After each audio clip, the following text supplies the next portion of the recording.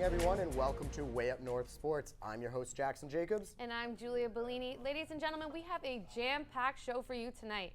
We sure do, and we're going to get right to it. Today on Way Up North Sports, we'll be talking rookies, Rio, and the race, if you can even call it that, for Austin Matthews. To start things off, the weather's finally heating up here in Canada, but for the Canadian NHL teams, well, it's ice cold. Only 1 week ago, every single Canadian team was statistically eliminated from the playoffs. Who gives? Well, let's take a look.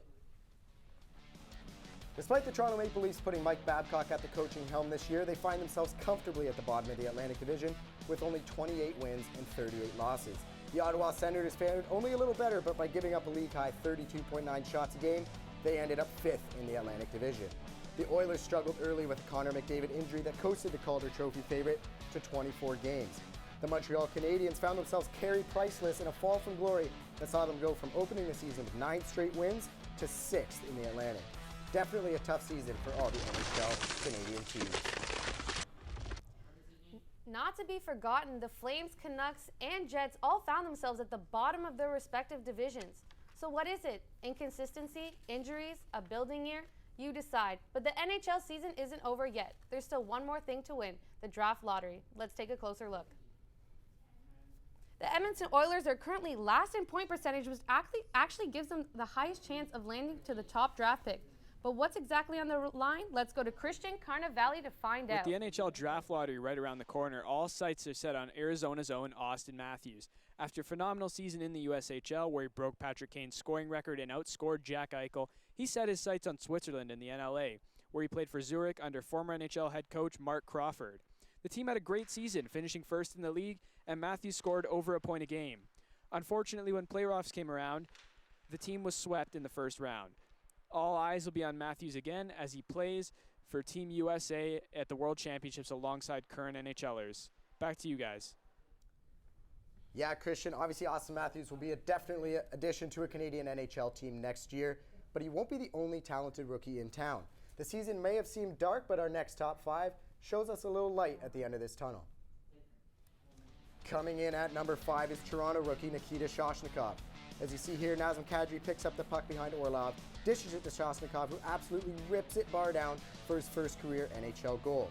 Now, not to be outdone for first career goals, here's Winnipeg winger Nikolai Ehlers. The Jets gain control off the draw as Ehler gets the puck here. He's going to wind up and absolutely snipe it past one of the NHL best goalies, Henrik Lundqvist.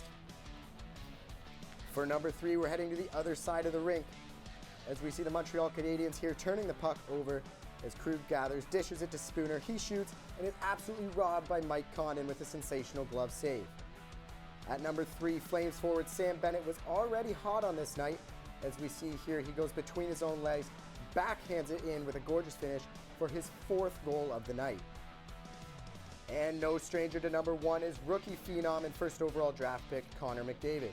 As we see here, Eberle pushes the puck up, McDavid splits the D, toe drags, and finishes in spectacular fashion in only his first game back from that injury that took him out. Speaking of rookie talent, with Rio 2016 quickly approaching, Canadian basketball is on the rise.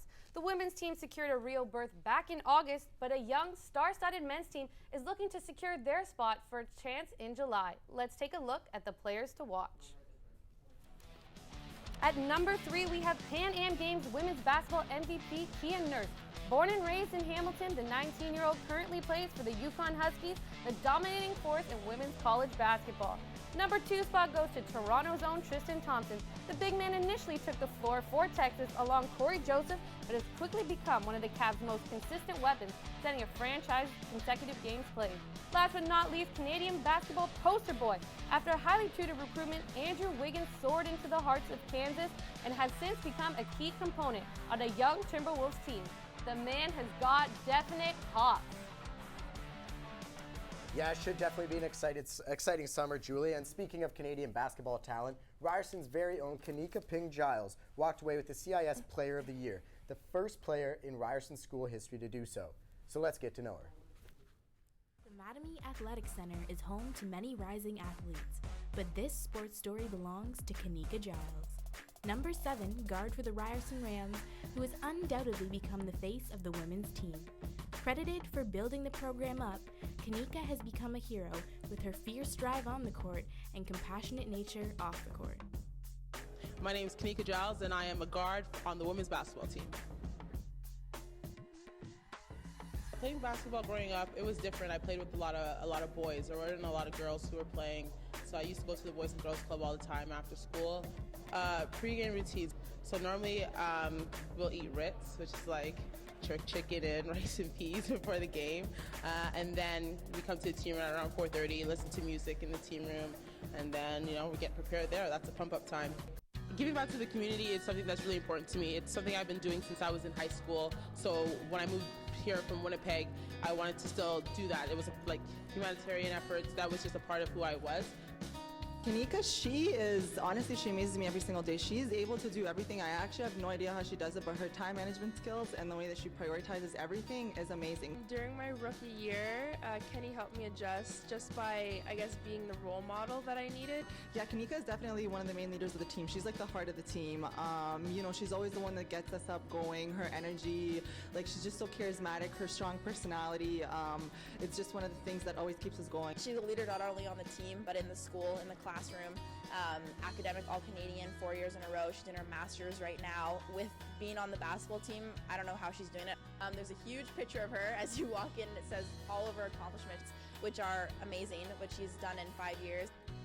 It's so funny. I was walking down the street one time and one guy's like, "Hey, you're the girl on the banner." And I'm like, "Oh yeah, that's me." 3 times over. Winning the silver medal last year was the highlight so far, but this year we're on to bigger and better things. Once I finish my master's here at Ryerson, I plan to go and play professionally overseas. And then once I finish that stint, I want to come back and get my law degree. Kanika is so much more than a star basketball player. She is a friend, true leader, and an integral asset to the Ryerson community.